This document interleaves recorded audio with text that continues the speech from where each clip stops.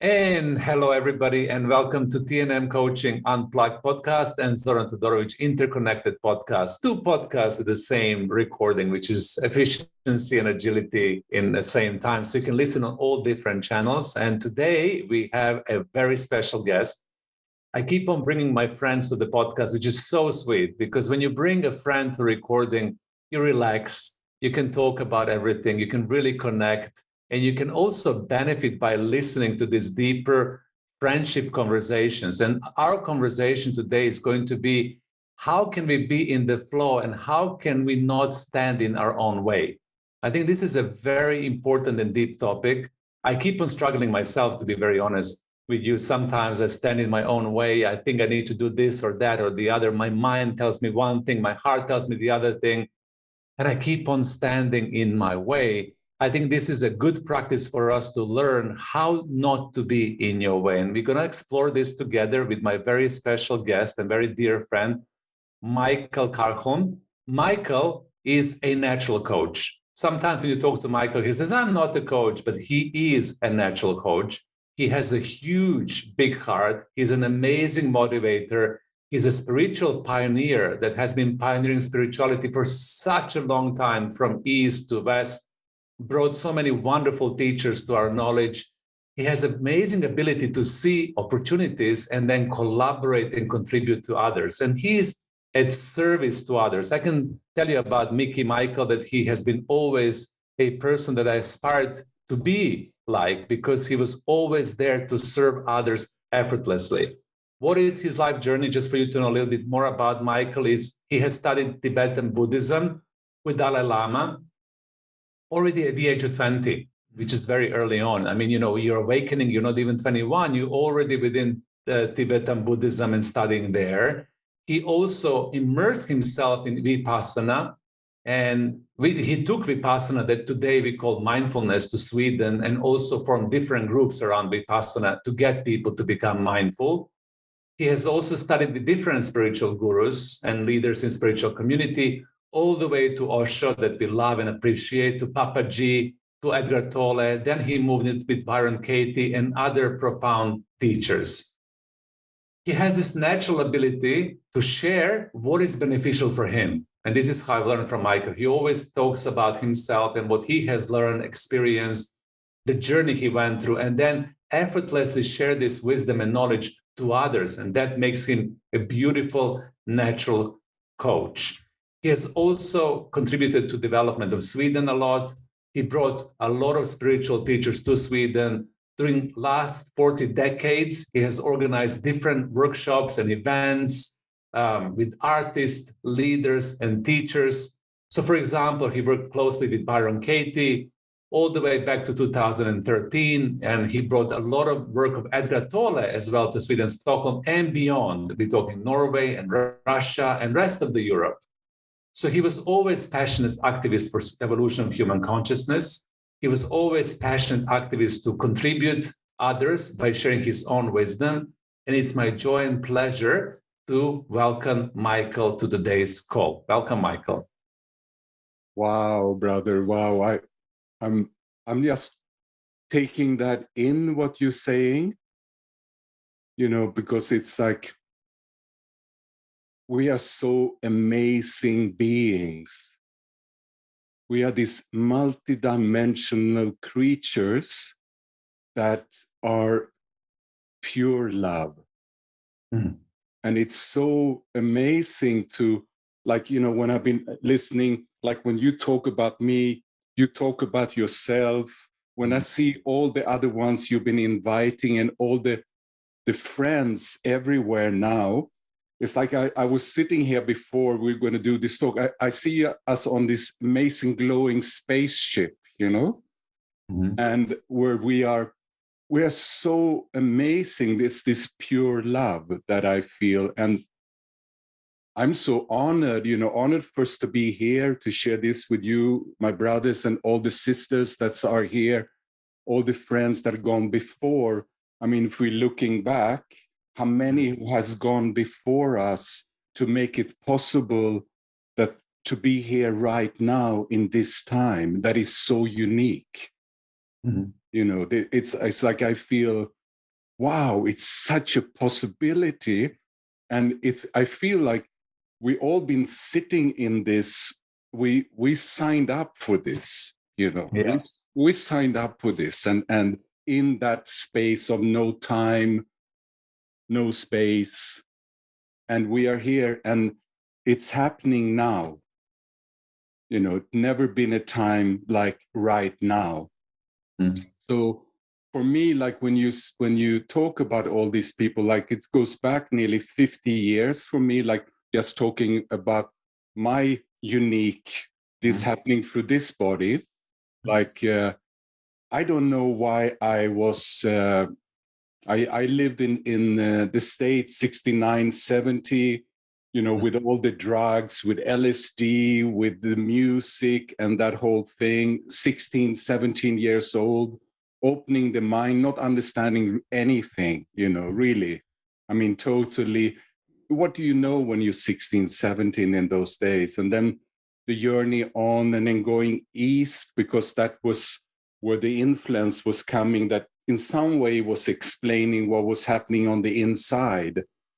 And then meeting His Holiness, and just hearing someone saying that we are bodhisattvas.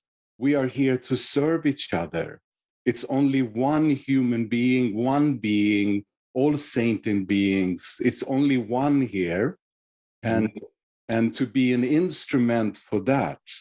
And something just touched me so deep. It was like when you hear truth, when you hear truth speak, you know, because everybody knows in the deepest, you know, everybody knows. It does, every being knows, you know, you go animal, you go even whatever someone has done or not done, or in the deepest, it's goodness. It's a basic goodness, you know, in everything. We are born out of that goodness, of that pure love. So something just touched me. And then it's just been an honor to serve that, you know, like whoever I meet, who touches me. And we all know that we have our all dark sides, that we have all our traumas, we have all our things we need to work with, and we never finished, you know, it's no beginning, no end to this journey.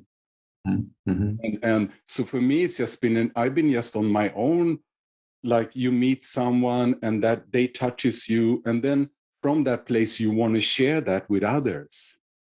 And then it's not my business who wants to take on that. But when I look back, like in this 50 years, what's been happening, I mean, it's like a tsunami now.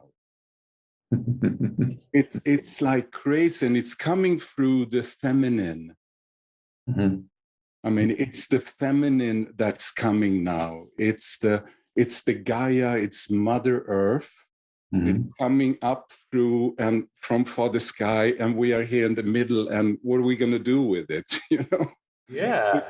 Like what are we going to do with it? So when I see you, and when I hear like the people you've been interviewing, and on every level, I mean, now with internet, I see internet really like the Ganga, you know, like, because I love India, I've been there a lot. It's the holy river, you know, internet is the holy river. Everything is possible to throw into a river, but it's so much possible. So I'm like, I feel like it's a fire, you know, and we are so many. So it's like a fire burning, and, you know, what can we do with it? And it's like that. Yeah, so it's so beautiful what you said, that once when you recognize that truth, when you met people alongside your way, and that you understood that it's about service to others, and that we're all interconnected as one, and that we're all one being, and that we have to relate to one another and as one, and then serve. That was, I suppose, the biggest initiation that you have received at a very young age, right? Yeah, I mean, that was so clear. And many times it was not clear, you know. Let's look, you know, when you look like you, for example, with meditation, with vipassana, with everything like that, I went into that, and I can also see that you can use anything like an addiction. Anything can be an escape. You can call it meditation, you can call it, and I used everything for escape in my life. I can see that, with my own addictions and with my things.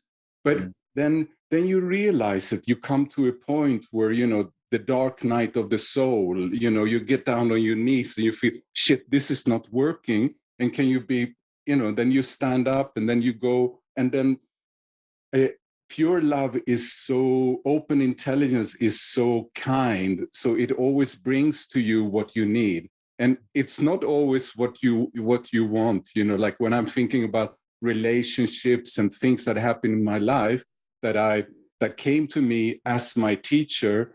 It was not like I was saying, yes, that's what I want, but you know how it is after you realize, that, okay, it was for me.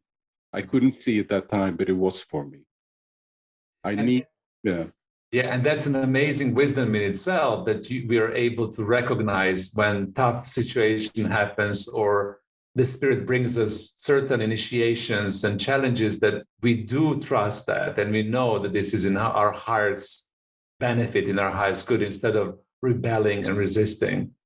Yeah, it's like we fake it until we make it, like when I'm looking back, like all the practices and everything, like being in Pune with Osho at that time, and whoever I met, like you in many ways, I had no idea what I was doing, but I did it anyway until you get so exhausted that they have this thing in India when they catch monkeys that it's like the monkey mind, that they put in a coconut and the hole is so small and you have to they stick the hand in and then they open the hand and then they can't pull out, and it's the same way with us, with our monkey mind, as we get stuck, and then to realize, okay, I can just relax. Really, I am pure being. I am what I'm looking for. And really, I am that. Mm-hmm. And to come to that, because, like also what you talked about a little bit, to look at, to see how can we get into that flow and how can we open that door. And for me, it's really a lot about relaxation, about relaxing into this present moment that is always here, waiting for me, available. And so just want to take one moment for a few seconds just to stop thinking. Mm.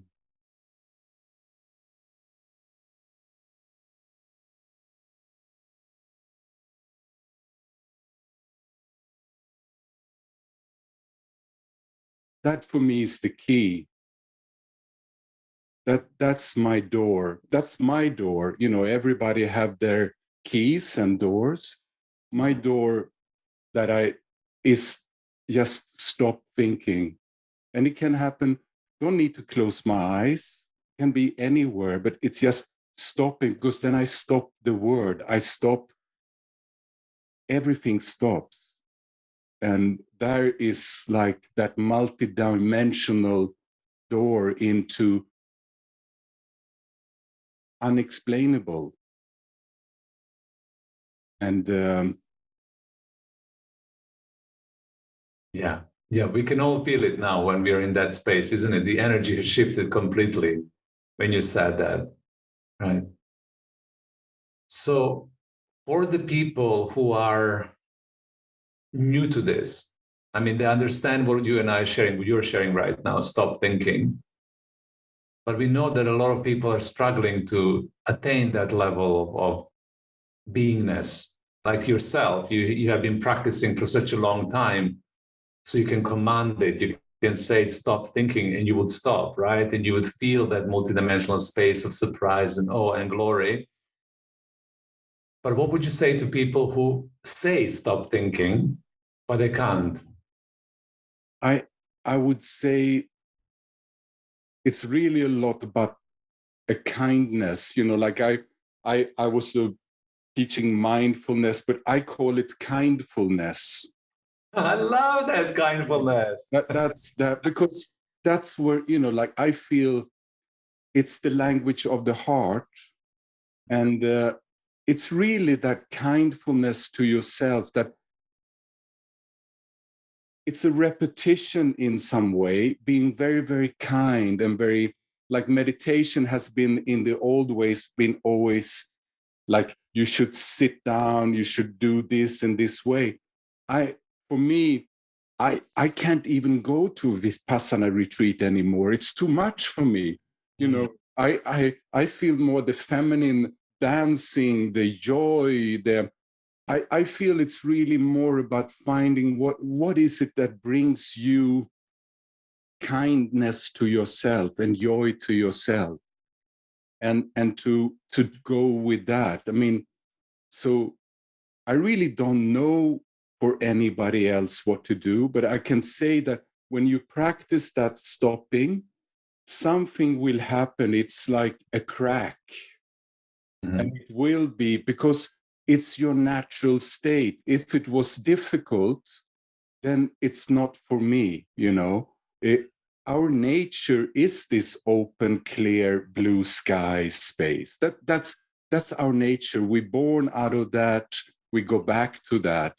And really, it's there all the time. Even if it's clouds on the sky, the sun is always behind. So I feel it's more, if you want to do that practice and try that, then it's really just you can put it on your alarm, or, like stop like every hour just for 10 seconds. And really to use your body, because it's about embodying.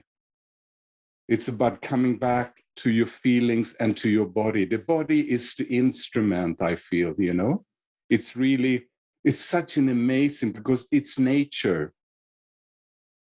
And as soon as you connect back with your body, even if it feels painful or whatever, if you can just relax in your body and make it pleasurable to yourself in your body, but come back to the body and stop just for a millisecond. Mm-hmm. You will see that it will get longer and longer and longer by itself. It happens by itself very naturally. Mm-hmm.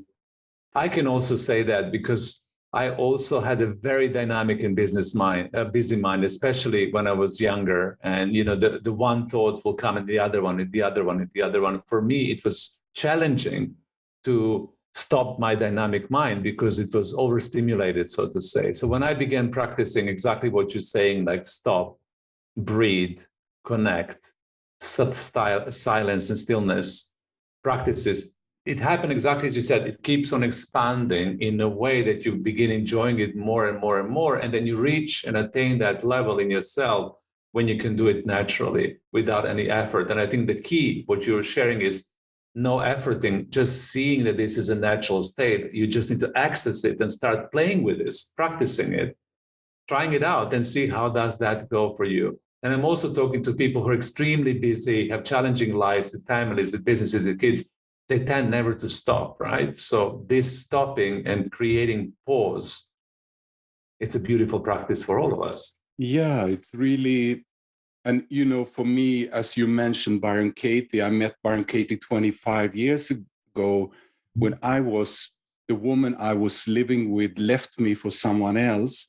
And I left many women in my life, and I've been left before, but sometimes it triggers that we don't know why, but sometimes it just triggers when everything falls apart. And I didn't know what to do with all my painful thoughts and my jealousy and all, everything came. And what I love is to write down all the thoughts that are painful. Mm-hmm. And because it's like putting a photograph of the mind, because you stop the mind then also. If it just goes too fast, writing down, it stops and you have it on the paper. And then you can question those thoughts if they are true.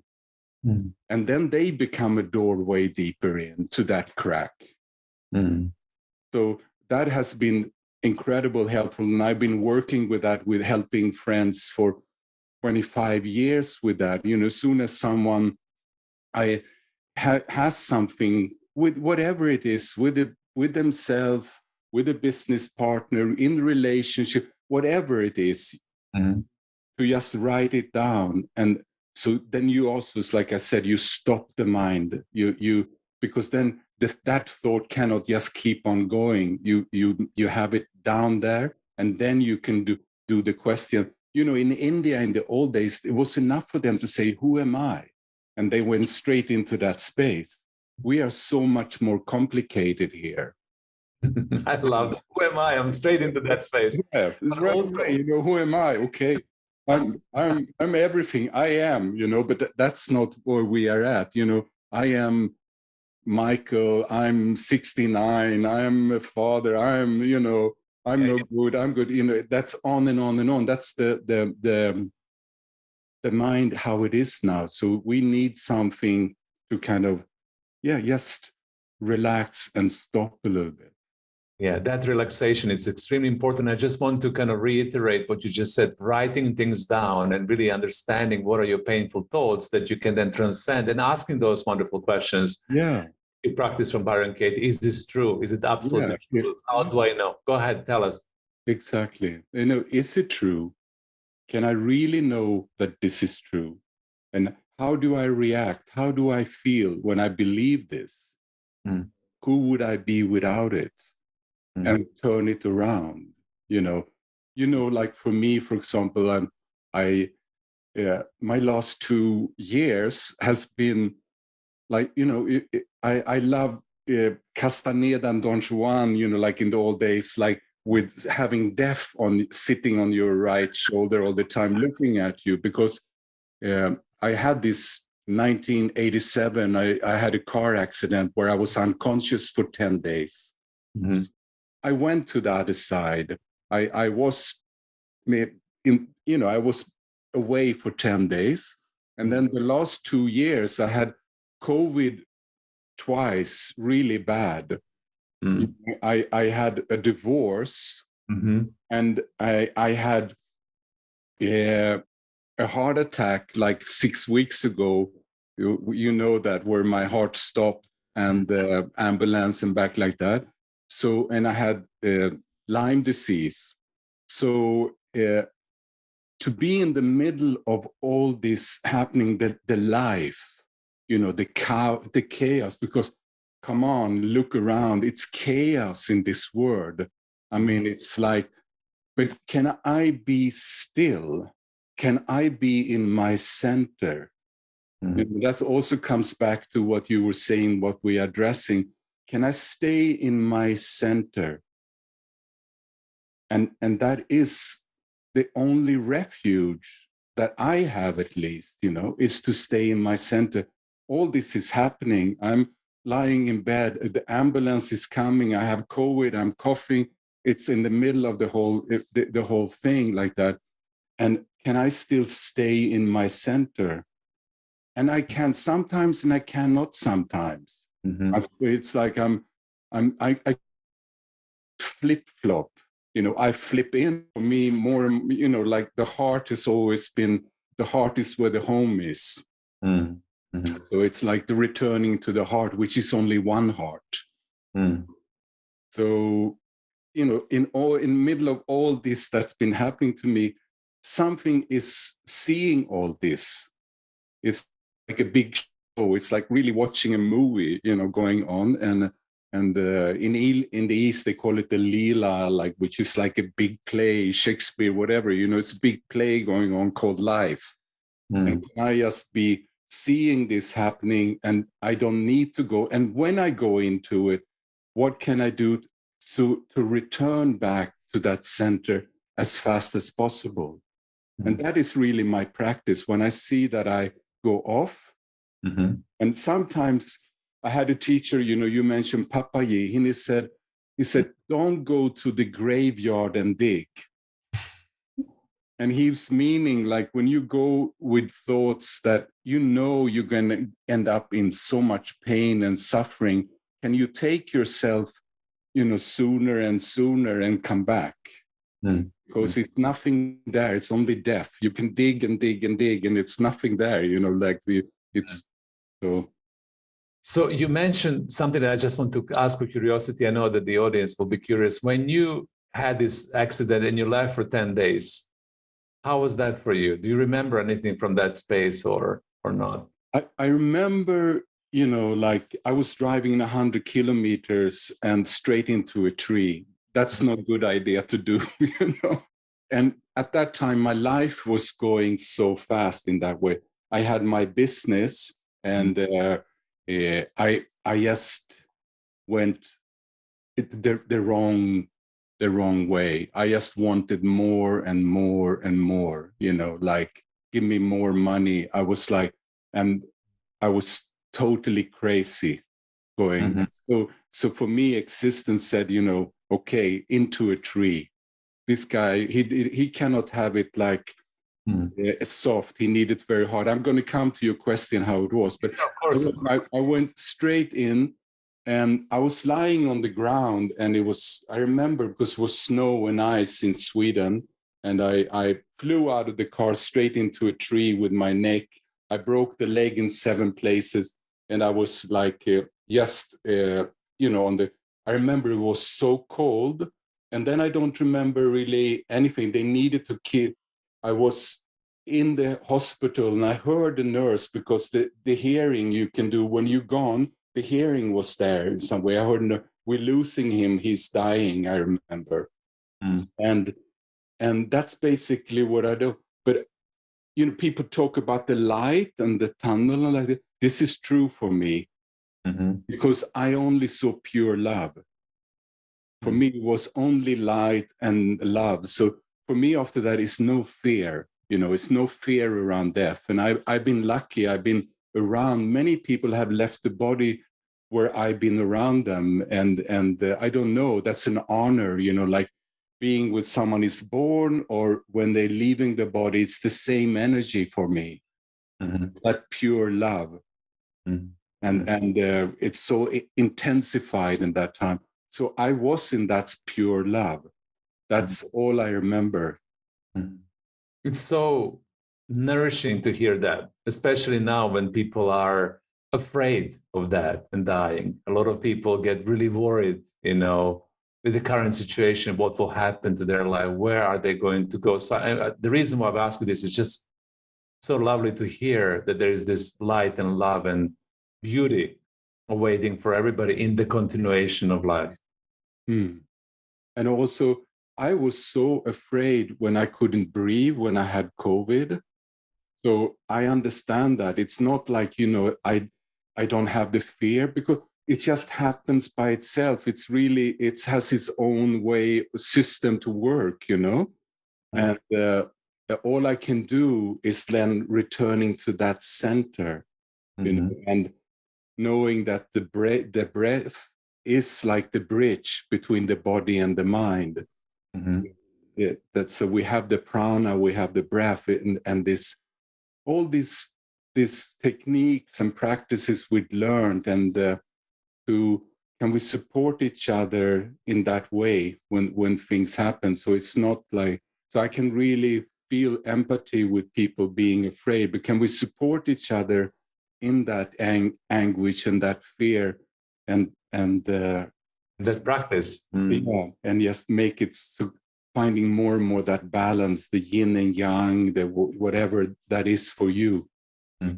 So let's kind of go full circle back into the beginning of our recording, which was, stay in the flow, do not stand in your own way. So for you, because I know that you're sharing from your own experience and this is your strength, what worked for you not to stand in your own way? If you think about your life and you reflect about your life circumstances and all the experiences, when you were able not to stand in your way, how did you behave? What did you do? Yeah, I mean, it's interesting. When you say that, I see the only one that can stand in my way is myself. That's really the key for me, that nobody, nothing has done anything to me. And I'm saying that from my multidimensional self. Mm-hmm. And it's not to be arrogant, that it doesn't happen on different levels, that is the experience. I mean, and I have that experience that I think others have done, but I always end back in that place of that really I'm the one standing in my own way and nothing else, but to know that that's huge. Like that's huge, like I heard you were talking the talk with this amazing guy, I don't know his name, you're talking about free will, for example. Yeah. To know that you have free will, that is not very many people that have now, that know that. So they don't have any free will, because to know that in the deepest, that you have free will, it's such a responsibility. It's such a huge, and so it's not to take these things lightly, like I really want to say that I honor all the sisters and brothers, like who is on this path, who is doing this work. I mean, what we are doing is the most important things.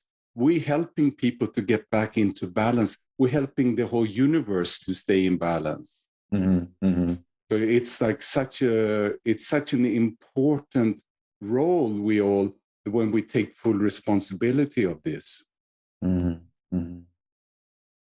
So I don't know I love what you're sharing. First of all, knowing that one has a free will, and I absolutely agree with you. Not many people remember that. We all know it, as you said, deeper, but we forget that we do. And then also understanding yourself with the compassion that you're the only one who can stand in your way. So, what do you do, for example, when you realize, okay, here is a situation in my life. I'm mindful, I'm aware that I'm the one standing in my own way.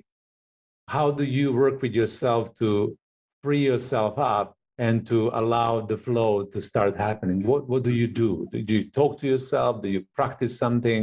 I'm just curious, how does that work for you? I call you, Sora.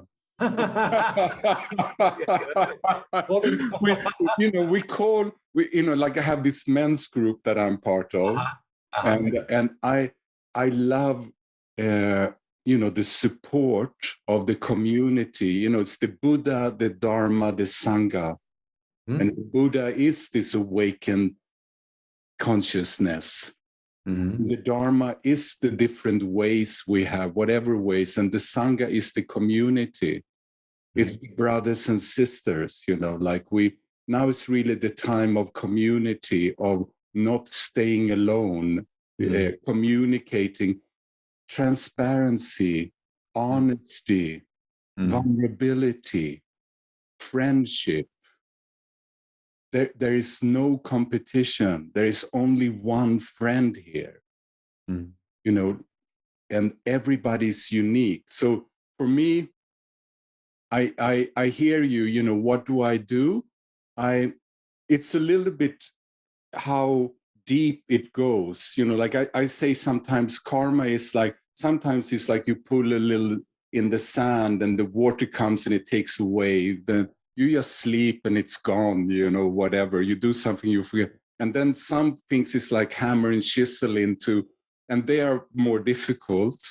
And you can just on and on go back and to that pure love, to resting, to seeing that I'm doing my best. Everybody's doing their best after what capacity they have. It's that compassion with myself and the compassion with all sentient beings. It's that loving kindness. And that can be fierce. That can be yes, that can be no. That is not like just, but more like that. I hear you, and I'm with you, because I do this myself through conversation as well. Friends, coaches, my community as well. When I am on my own way and I'm really, really struggling, and I know I am in my own way, but I don't know how to get myself out of it. I think that for me, what really works is conversation. And in that conversation, people will reflect back what they're hearing. They would also give you their different point of view. Maybe they will give you a completely different perspective. Maybe they will be able to take you out of the box. Maybe they will be able to challenge you and give you feedback. Sometimes I had these conversations, especially the men's group that you mentioned. I also am part of the men's group.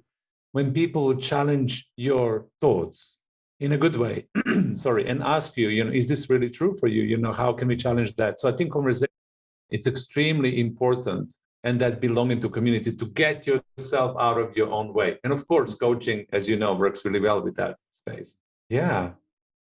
So we're very close to, ending of our recording. So based on what we shared so far, and thank you so much for this transmission, because I always feel when I talk to you, like you're pure transmission of love, joy, happiness, harmony, stillness, and wisdom. What would you like to leave this audience with? Anything that you feel inspired to share, which for us just to close this conversation?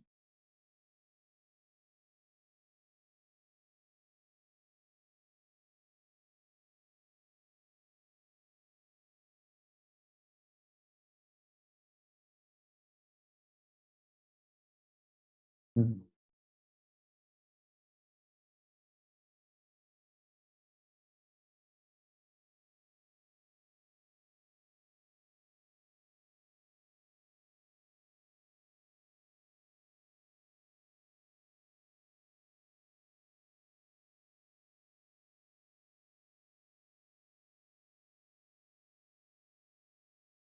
Right. What to say? What to say? Amazing. No, but what to say? This was amazing. Exactly. I mean, it's like that. I love you so much, Soran, and I are so honored, brother. And I just want to say that what you give and what you do to the world, it's like so amazing, and we're really honored to be your friend. And to all the sisters and brothers here, like I just deep thank you for what you're doing and being and holding it and sharing to the world. Gratitude to you, Miki, as well. It was so beautiful to feel, sense, and experience your wisdom in action. Thank you so much for joining in today. More conversations with Miki will come soon, I'm sure. For the readers and viewers, thank you so much for tuning in to our podcast. Thank you so much for listening, for being here, for experiencing this wonderful, wise transmission in action. Until next time, lots of love and joy to everybody. Bye for now.